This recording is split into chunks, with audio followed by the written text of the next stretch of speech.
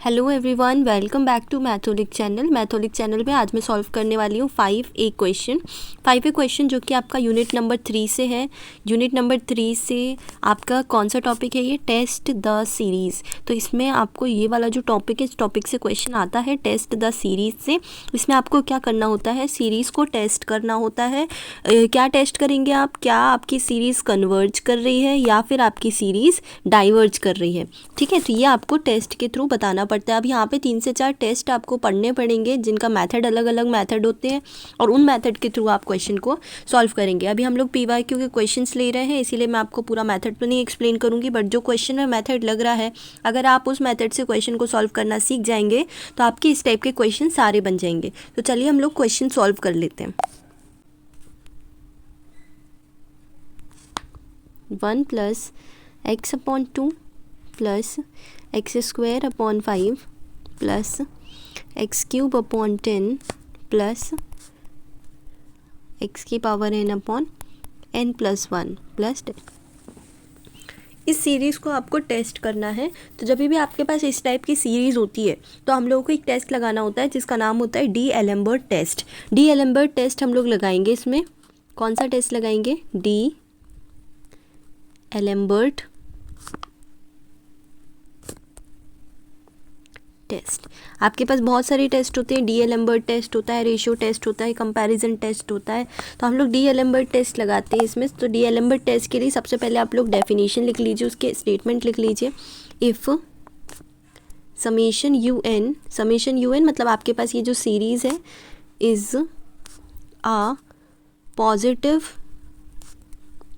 Term series, positive term की series ही है आपके पास। ठीक है, सच दैट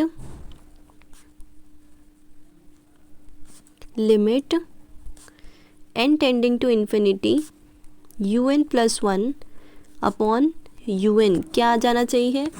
आपके पास आ जाएगा कोई k कांस्टेंट। देन कुछ कंडीशंस हैं। नंबर 1, सीरीज़ क्या होगी? कन्वर्जेंट होगी। कन्वर्जेंट को मैं CGT लिख रही हूँ। कन्वर्जेंट होगी कब होगी? When k is less than 1। Number 2, series आपकी जो है वो डाइवर्जेंट होगी। DGT यानी कि डाइवर्जेंट लिख रही हूँ मैं इसको। When k is greater than 1। और सीरीज़ आपकी जो टेस्ट है ना वो आपका फेल हो जाएगा। कब? टेस्ट फेल्स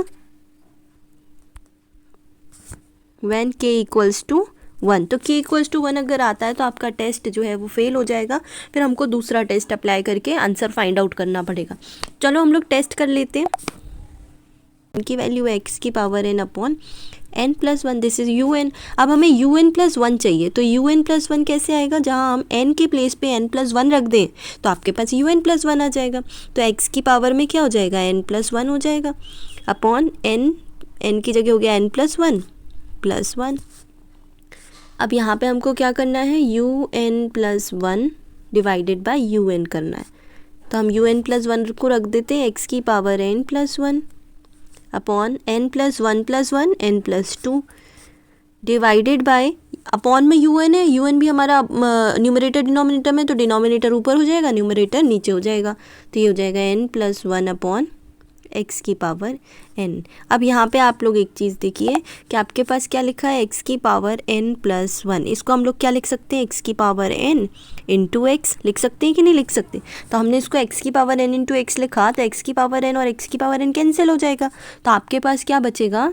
आपके पास बचेगा n+1 x/n+2। अब हमें क्या करना है? यहाँ पे limit n tending to infinity लेना है। तो हम लोग नेक्स्ट पेज पे ले लेते हैं।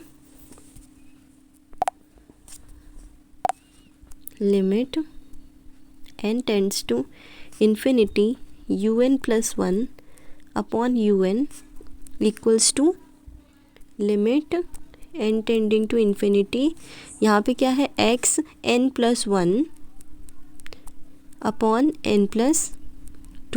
देखो ऊपर भी n है, नीचे भी n है। इन्फिनिटी डाल देंगे तो आपके पास इन्फिनिटी पूरा इन्फिनिटी अपॉन इन्फिनिटी हो जाएगा, जो कि आपका नॉट डिफाइंड हो जाएगा। तो हमको इसको फर्दर सॉल्व करना पड़ेगा। तो हम क्या करेंगे? यहाँ पे n दोनों में से कॉमन ले लेंगे। तो n कॉमन लिया यहाँ से, तो यहाँ बचा 1+1 अपॉन n और नीचे से n कॉमन लिया तो यहाँ बचेगा 1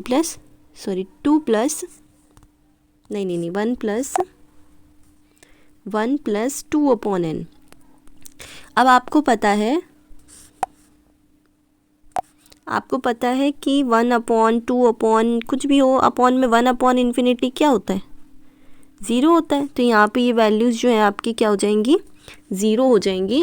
तो आपके पास इन्फिनिटी पुट करने के बाद, और n से n तो कैंसिल हो ही गया, तो आपके पास वैल्यू क्या आ गई, x आ गई। अब वैल्यू जो x है वो x आपको पता तो है नहीं कि क्या है, 0 है, 1 है, इन्फिनिटी है, क्या है। तो हम लोग इसको कंडीशंस देकर चलते हैं कि अगर हमारा x लेस देन 1 होगा तो चलो देते हैं कंडीशंस।